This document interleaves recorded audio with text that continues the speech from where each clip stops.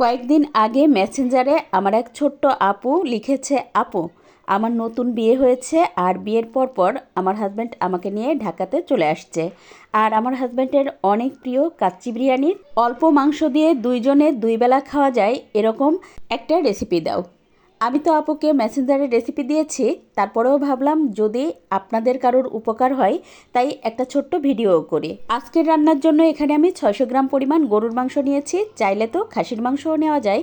এখন এর মধ্যে দিয়ে দিলাম 1.5 টেবিল চামচ পরিমাণ আদা রসুন বাটা, তার সাথে দিয়েছি এলাচ, দারচিনি, লবঙ্গ, তেজপাতা, সেই সাথে দিয়ে দিলাম ধনে গুঁড়া, জিরা গুঁড়া 1 চা চামচ করে। সাথে দিয়ে দেবো শুকনো মরিচের গুঁড়া 1 চা চামচ পরিমাণ, 1 টেবিল চামচ পরিমাণ টমেটো সস, 1 টেবিল চামচ পরিমাণ বাদাম বাটা, 1 টেবিল চামচ পরিমাণ পেঁপে বাটা, তার সাথে দিয়ে দেবো স্বাদ মতো লবণ, 1 মুঠ দিয়েছি পেঁয়াজ ব্রেস্তা। আর এই যে দেখতে পাচ্ছেন গরম মশলা, এই গরম মশলাটা আমি একবারে বেশি করে বানিয়ে ঘরে রেখে দিই। এখান থেকে দিয়ে দেবো 2 চা চামচ পরিমাণ। সাথে দিয়ে দেবো 3 চা চামচ পরিমাণ ঘি। আর ঘিটা যদি না দিতে চান তাহলে কিন্তু তেল দিয়েও এই রান্নাটা করতে পারেন, তবে ঘি দিলে খেতে অনেক বেশি মজা হয়। তো মাখাতে মাখাতে মনে হলো টক দই তো দিতে একদমই ভুলে গেছি, তাই তো এখানে 3 টেবিল চামচ পরিমাণ টক দই দিয়ে দিলাম। আর পেঁপে বাটাটা অবশ্যই দেওয়ার চেষ্টা করবেন, এতে করে মাংসটা এত বেশি সফট হয়ে যায়, যেমন সফট হয় ঠিক সেরকমই জুসি থাকে। এবার এর মধ্যে 4টা আলু আমি আগে থেকে লবণ আর হালকা হলুদ দিয়ে ভেজে রেখেছিলাম। আর ভাজতে ভাজতে আলুটা কিন্তু আমি 40% মতো সিদ্ধ করে নিয়েছি। এখন সেটাও দিয়ে একটু মেখে নেব।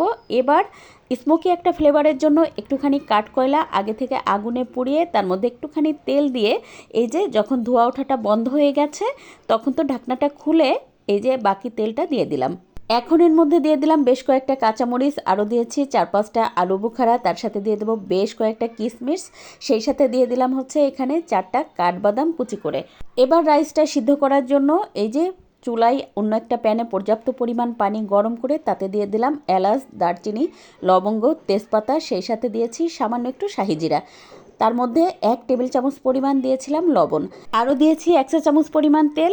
এবার আগে থেকে ভিজিয়ে রাখা বাসমতি রাইস দিয়ে তারপর তো এই যে 4 মিনিট মতো প্রথম রান্না করে নিয়েছি। আর 4 মিনিট রান্না করে নিয়ে প্রথম ধাপের চালটা এখনই কিন্তু দিয়ে দেব, তা না হলে কিন্তু এটা যদি আগেই বেশি সময় রান্না করে নিই তাহলে চালটা কিন্তু একদম ভেঙে যাবে আর সিদ্ধ হয়ে নরম হয়ে যাবে। হ্যাঁ, 4 মিনিট রান্না করার পরে তারপর তো এই যে আরও 3 মিনিট, মোট 7 মিনিট রান্না করে বাকি যে রাইসটা ছিল সেটা কিন্তু আমি মাংসের উপরে দিয়ে ঢেকে দিয়েছি।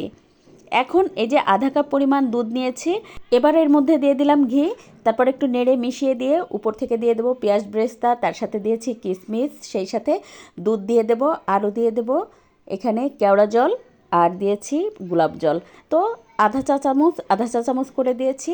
আর এই যে একটুখানি ফুড কালার আমি একটু দুধের মধ্যে গুলিয়ে তারপর তো দিয়ে দিলাম। আর এদিকে আমি আগেই লাল আটা বেশ ভালোভাবে গুলিয়ে নিয়ে এখন এই যে ঢাকনার উপরে মেখে রাখা আটা চিকন দড়ির মতো করে দিয়ে তারপর তো এই যে ঢাকনাটা দিয়ে সিল করে দিলাম।